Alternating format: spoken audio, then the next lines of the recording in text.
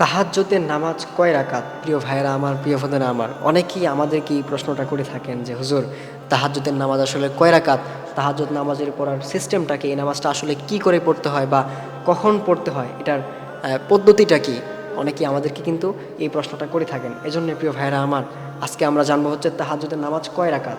প্রিয় ভাইয়েরা আমার, তাহাজ্জুদের নামাজ কোনো নির্দিষ্ট কোনো রাকাত নাই যে আপনাকে ২ রাকাত পড়তে হবে, অথবা ৪ রাকাত পড়তে হবে, অথবা ৬ রাকাত, অথবা ৮ রাকাত এরকম করে যে পড়তে হবে, এরকম নির্দিষ্ট কোনো রাকাত নাই। তবে হ্যাঁ, এখানে সিস্টেমটা হচ্ছে আপনাকে এটা সুন্দর করে পড়তে হবে। আপনাকে তাহাজ্জুদের নামাজটা উত্তম করে পড়তে হবে।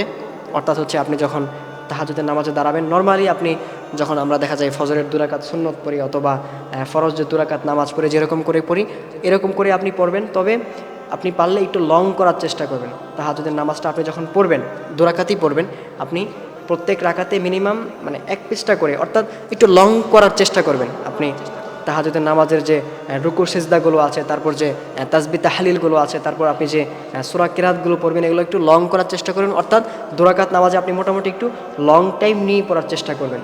আপনি এরকম করে যদি পড়েন তাহলে এটা হচ্ছে উত্তম, এটা হচ্ছে ভালো। এখন অনেকেই বলেন যে তাহাজ্জুদের নামাজ কয় রাকাত? আপনি চাইলে ২ রাকাতও পড়তে পারেন, ৪ রাকাত, তবে ৩ রাকাত পড়তে পারবেন না। কেননা আপনি ২ রাকাতের পরে আপনি সালাম ফিরিয়ে দিবেন।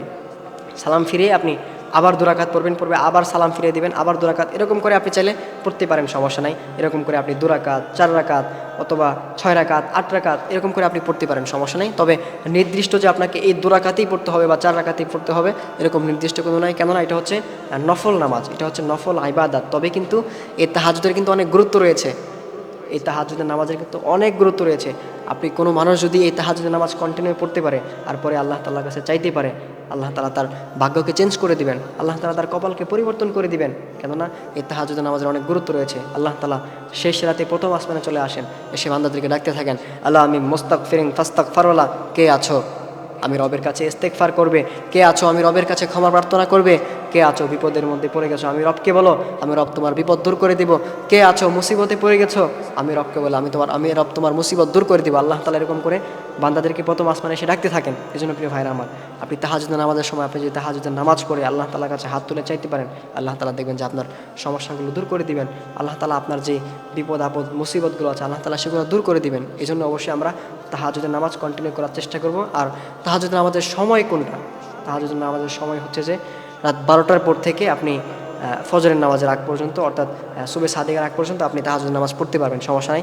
ফজরের ওয়াক্ত আসার আগ পর্যন্ত, রাত ১২টার পর থেকে আপনি ফজরের ওয়াক্ত আসার আগ পর্যন্ত আপনি এই সময়ের মধ্যে তাহাজ্জুদের নামাজ পড়তে পারবেন। আল্লাহ তাআলা আমাদের সকলকে এই বিষয়গুলো বুঝে এবং মেনে চলার তৌফিক দান করুন, আমিন।